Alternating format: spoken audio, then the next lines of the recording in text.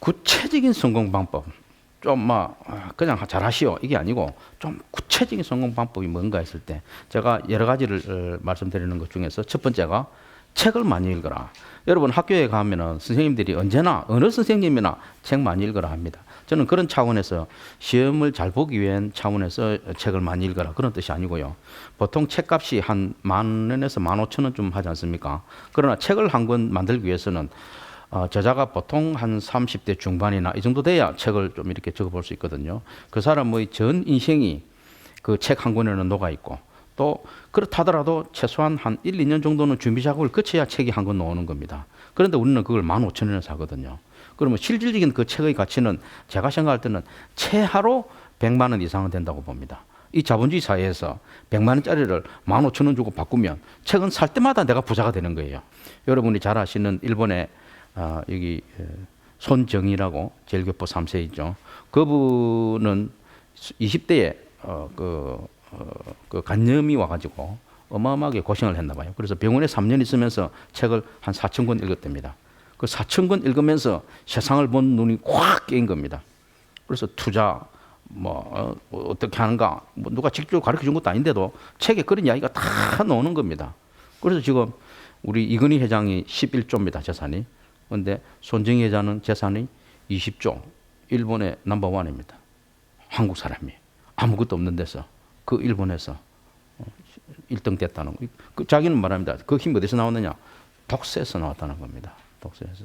그래서 책을 매일 조금씩이라도 읽게 하는 것은 아이들이 자라는데 큰 활력소가 된다 이렇게 말씀드릴 수 있겠습니다. 중국 공산주의를 만드는 사람이 모택동인데요. 모택동이 뭐라고 했는가 하면은 독서를 하되 메모하지 않은 독서는 독서가 아니다 이렇게 했습니다.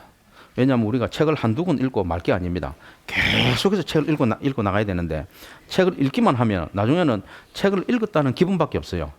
그래가지는 안 되고 책의 중요한 내용을 메모를 해야 되는 겁니다. 공책에 적든 수첩에 적든 저는 수첩에 적습니다. 그래서 그 수첩이 저는 제가 집에 가면 수십 개 있는데 그걸 항상 보면 볼 때마다 기분이 새로워지는데 그래서 중요한 내용을 메모를 하게 되면 어떤 현상이 생기는가 하면은 수첩이나 이 종이는 책 모든 내용을 다 적을 수는 없잖아요. 그리고 중요한 내용을 적으려고 할 때는 전체적인 내용을 압축해야 됩니다.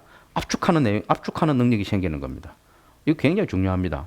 1시간 동안 수업 들었는데 저 사람 말하는 게 뭔데? 그럼 뭐라 하는데?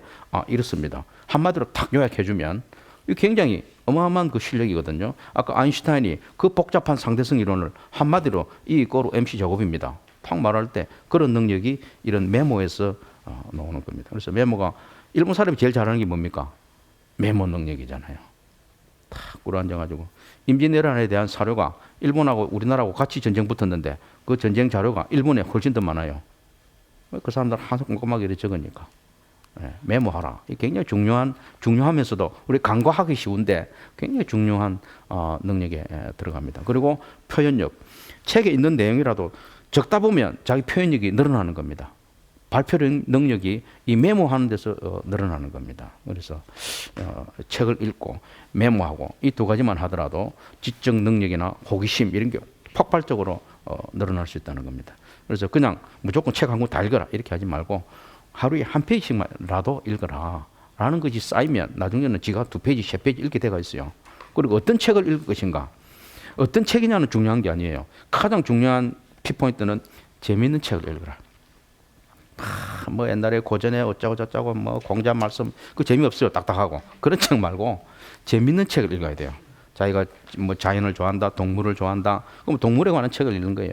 읽다 보면 나중에 자연히 뿌리가 번지나가듯이 조금 그와 관계된 생물에 관한 책도 읽게 되고 생물하고 관계된 나중에는 과학에 관한 책을 읽게 되고 그 다음 나중에는 과학자에 대해서도 읽게 되는 거고 또 무슨 노벨상 수상자에 대해서 이렇게 번지나가는 거예요.